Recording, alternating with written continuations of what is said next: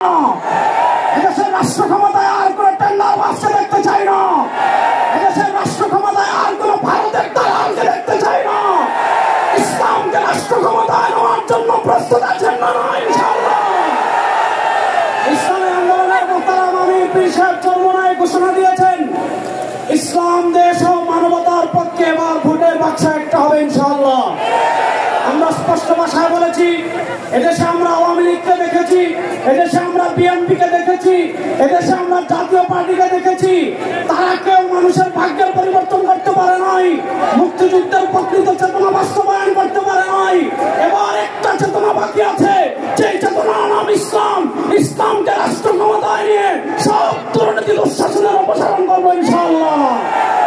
সর্বশেষ একটা কথা বলে আমি আমার বক্তব্য শেষ করব।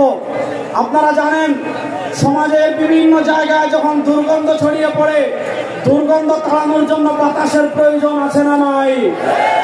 আমাদের রাজনীতিতে দুর্গন্ধ, আমাদের সংসদে দুর্গন্ধ, আমাদের বিচার ব্যবস্থায় দুর্গন্ধ, আমাদের অর্থনীতিতে দুর্গন্ধ। 52 বছর যারা রাষ্ট্র পরিচালনা করেছে, এদেশে তারা দুর্গন্ধই ছড়িয়েছে। এই দুর্গন্ধকে দূর করার জন্য বাতাসের প্রয়োজন আছে। সেই পুরা বাংলাদেশে এবার বাতাস হবে হাত পাখা ইনশাআল্লাহ। সেই হাত পাখার বাতাস ছড়িয়ে দেওয়ার জন্য প্রস্তুত আছেন না নাই? মার্কা আছে, ইসলামের পক্ষের কোন মার্কা আছে, মুক্তিযুদ্ধের প্রকৃত চেতনার কোন মার্কা আছে, ভারতীয় আধিপত্যবাদ মোকাবেলার কোন মার্কা আছে? কোনসে মার্কা? সবাই বলো। এমাম জামে সারা বাংলায় বিশ্বের জন্ম নয়, শেখের জন্ম নয়,